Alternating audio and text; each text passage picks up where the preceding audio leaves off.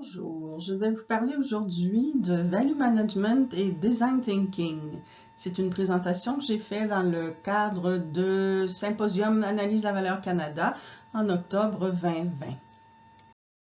Alors, je vais commencer par expliquer c'est quoi le Design Thinking, ensuite qu'est-ce que le Value Management, le management de la valeur, avec des comparaisons entre les deux parce qu'il y a des ressemblances et des différences.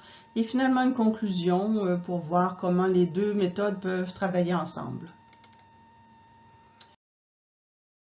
Alors, commençons avec le design thinking. Qu'est-ce que c'est? C'est un processus itératif non linéaire qui cherche à comprendre des usagers, à remettre en question des hypothèses, à redéfinir des problèmes et créer des solutions innovantes à prototyper et tester. Alors, vous voyez ici celui qui a écrit cette définition-là. Donc, on va comprendre des usagers, quels sont leurs besoins, quels sont les problèmes qu'ils vivent, essayer de trouver des solutions à ces problèmes-là.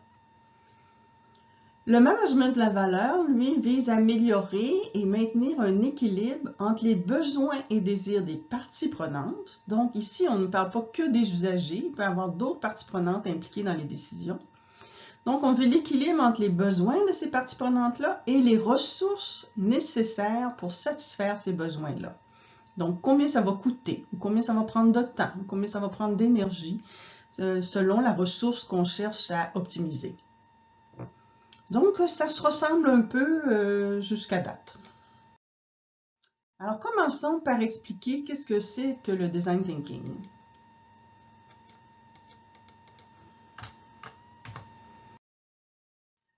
Allons voir une première définition, les raisons pour lesquelles on pourrait prendre le design thinking.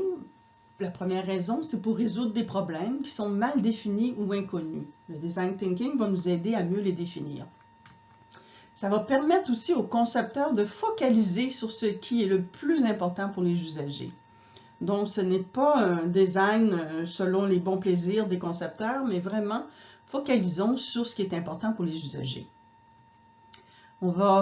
Avec le design thinking, on va penser en dehors de la boîte, là, think outside the box. On va comprendre et réagir aux changements rapides. Donc, cette méthode-là nous permet de réagir rapidement. Et c'est une méthode qui est plus centrée sur l'humain que différentes méthodes d'innovation. C'est une façon innovante et perturbatrice d'innover. Donc, on cherche des solutions qui sont complètement différentes de ce qu'on est habitué de voir. C'est donc une nouvelle façon de penser, mais qui existe depuis quand même un certain temps. Allons voir donc les origines du design thinking. Tout de suite après la révolution industrielle et Deuxième Guerre mondiale, il y a un chaos. On commence à travailler à résoudre des problèmes de façon collective et on voit la notion de design thinking à partir des années 50 et 60. Mais le management de la valeur, c'est la même chose. C'est apparu tout de suite après la Deuxième Guerre, ou pendant la Deuxième Guerre mondiale, donc à peu près à la même époque.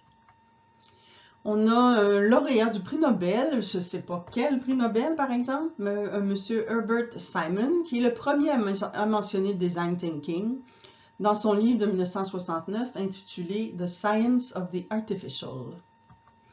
Il contribue à la méthode au long des années 70 et établit les principes du design thinking. Et à partir des années 70, le design thinking combine des besoins humains, technologiques et stratégiques pour devenir la méthodologie d'innovation telle qu'on la connaît aujourd'hui. En 2007, il y a même une vidéo par Tim Brown qui s'appelle Strategy by Design, How Design Thinking Builds Opportunities. Et il a publié un ouvrage aussi qui s'appelle Change by Design. Donc, ce monsieur Tim Brown est bien réputé dans le contexte du design thinking. Les 5 phases du design thinking sont les suivantes. Alors, la première phase, c'est l'empathie. Essayer de bien écouter les usagers qu'on veut atteindre et bien les comprendre. Ensuite, on définit le problème. Finalement, on sort des idées pour résoudre ce problème. Et ces idées, on va en sélectionner quelques-unes qu'on va prototyper et éventuellement les tester pour voir si ça répond bien aux besoins. Vous voyez les flèches en dessous, c'est qu'on peut revenir à des étapes précédentes pour refaire ou raffiner la définition, par exemple. On va rechercher donc les besoins à l'étape empathie. Rechercher les besoins des usagers, c'est crucial dans le processus centré sur l'humain. Parce qu'on va écouter nos usagers, mettre de côté ses propres hypothèses et mieux comprendre ses usagers et leurs besoins. Et c'est une étape qui est similaire à l'étape d'analyse fonctionnelle dans le processus d'analyse de la valeur. La deuxième étape, c'est la définition, où on va énoncer les besoins et les problèmes des usagers, et les énoncer de façon à ce qu'on puisse comprendre ce problème-là.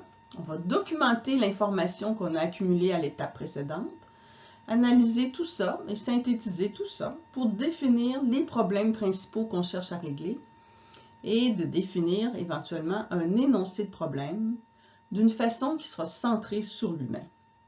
Cette étape-là correspond dans le processus d'analyse à valeur au cahier des charges fonctionnel et au diagramme fonctionnel, ou l'arbre fonctionnel.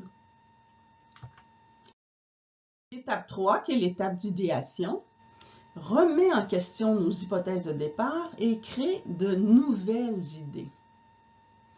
Pendant les 2 premières étapes, vous avez approfondi votre connaissance du sujet. Maintenant, c'est le temps de penser outside the box. Chercher des façons alternatives de voir le problème et identifier des solutions innovantes au problème. Ça correspond à l'étape de créativité dans le plan de travail de l'analyse de la valeur. L'étape 4, qui est l'étape de prototype, où on va créer ou bâtir une solution. On va bâtir un prototype. Donc, on identifie la meilleure solution pour chacun des problèmes identifiés dans les étapes précédentes et on va produire une ou des versions du produit réduit, peu coûteux, un prototype simple. C'est peut-être pas le produit en entier qu'on veut prototyper, mais peut-être quelques caractéristiques de ce produit-là pour investiguer les solutions qui ont été générées à l'étape idéation. Ça, c'est l'équivalent dans le processus d'analyse à valeur à nos propositions d'analyse à valeur qui nous permettent de définir les solutions envisagées. L'étape 5, l'étape de test, c'est l'étape où on va essayer les solutions envisagées. On va tester le produit en utilisant les meilleures solutions identifiées à l'étape prototype. Les concepteurs peuvent retourner aux étapes précédentes et faire quelques itérations, des altérations, des raffinements, pour éliminer certaines solutions alternatives et garder les meilleures.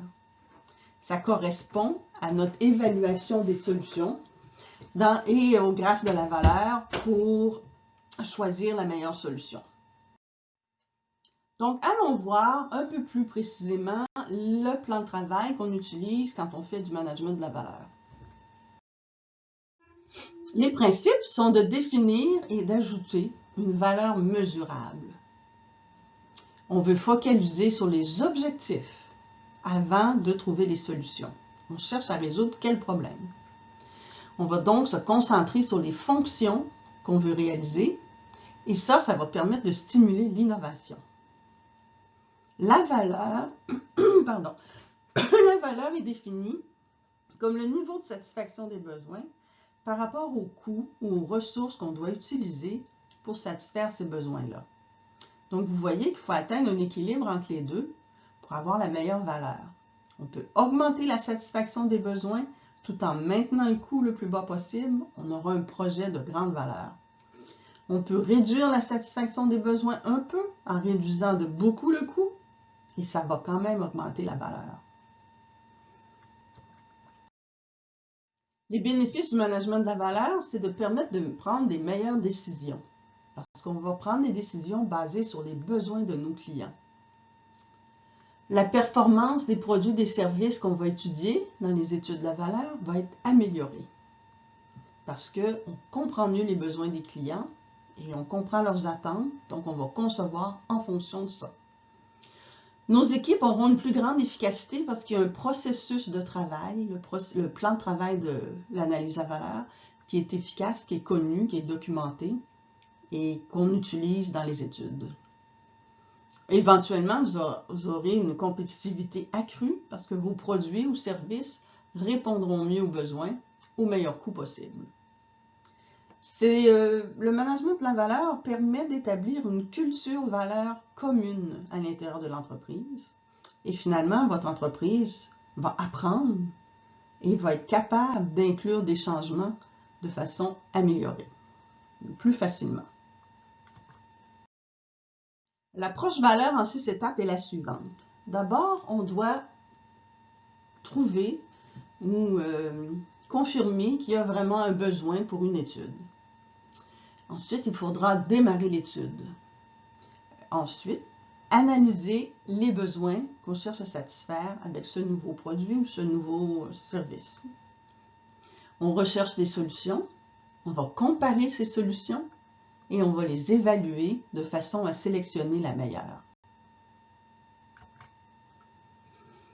Donc, vous voyez ici les étapes qu'on reproduit de la même façon qu'on a présenté le design thinking. L'analyse fonctionnelle est l'étape la plus importante. Elle permet d'identifier, d'organiser, de caractériser, de hiérarchiser et d'évaluer les fonctions du produit ou du service.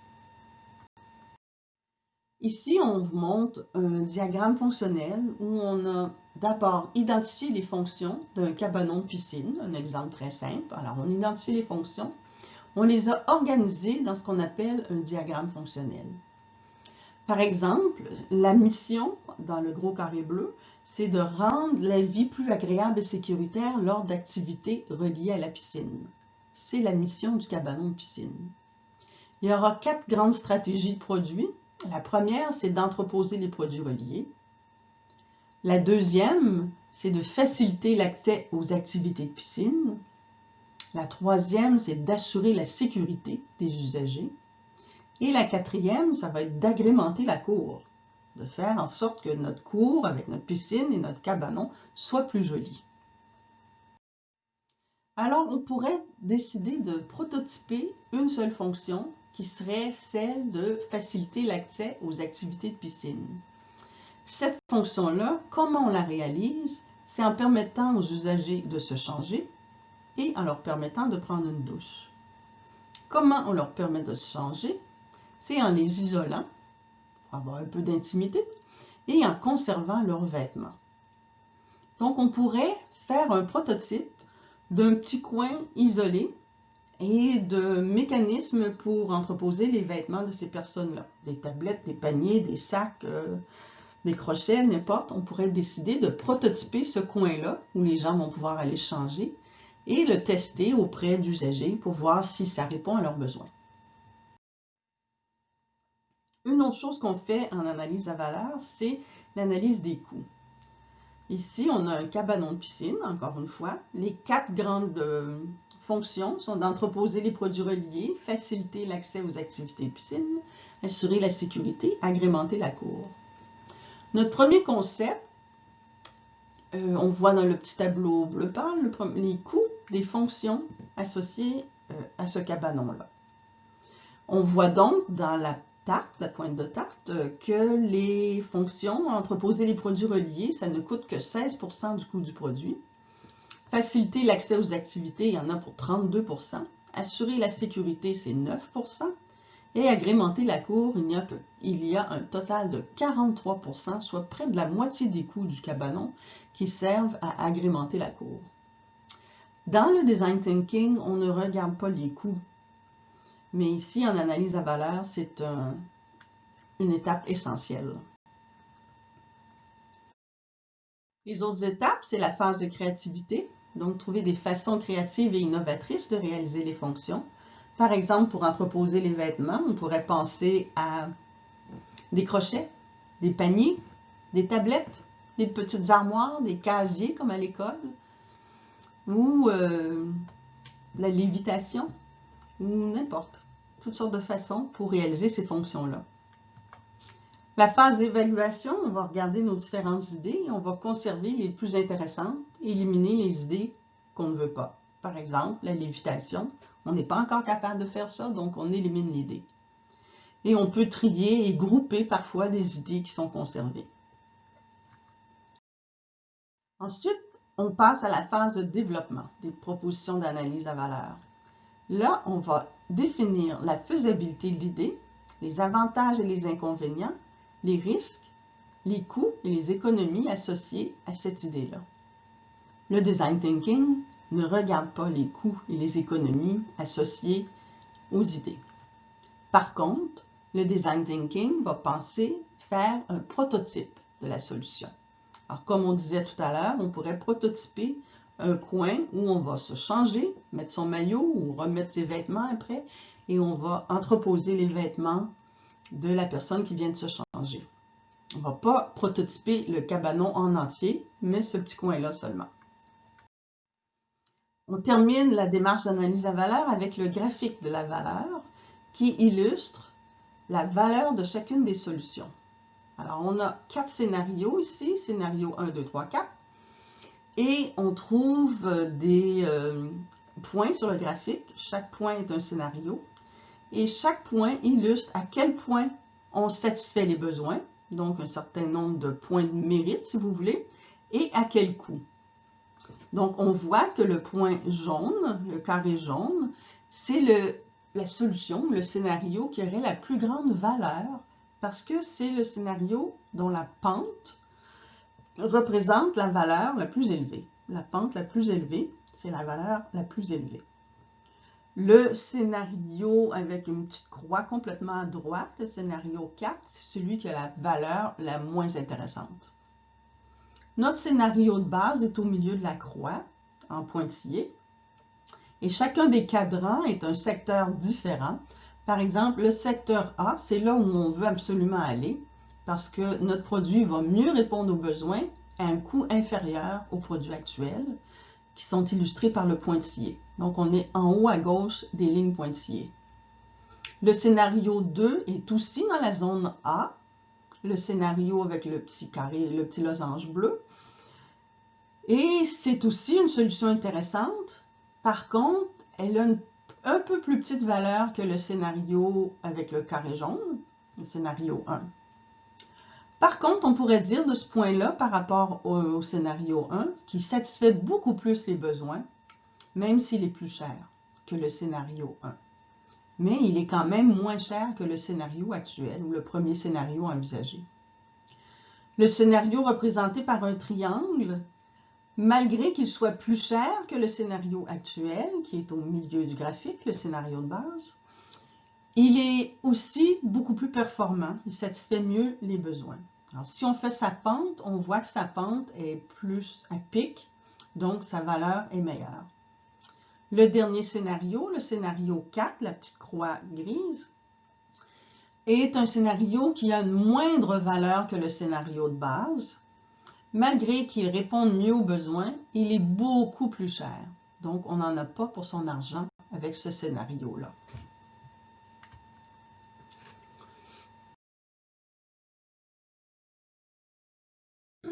Si on compare donc management de la valeur et design thinking, vous voyez que les choses sont vraiment très pareilles. On démarre avec l'empathie dans le design thinking, qui signifie rencontrer des usagers, essayer de comprendre c'est quoi le besoin. Donc, c'est l'étape où on identifie qu'il y a un besoin pour une étude de la valeur et on va démarrer l'étude. Ensuite, on passe du côté jaune à la définition du problème ou à l'analyse des besoins dans notre cas de management de la valeur. Dans les étapes vertes, c'est la recherche de solutions, appelée aussi idéation. Ensuite, on va comparer nos solutions en préparant des propositions d'analyse à valeur qui sont documentées, qui documentent les solutions possibles, tandis qu'en design thinking, on va les prototyper, ces solutions-là. Ça, c'est la différence fondamentale entre les deux. Par contre, il n'y a rien qui empêche en management de la valeur de faire des prototypes aussi. Et finalement, on va évaluer ces solutions-là. On va évaluer nos différentes solutions sur un graphe de la valeur, tel qu'on vient de voir. Tandis qu'en design thinking, ça va être avec les tests de nos prototypes. Donc, voici les différentes étapes en détail.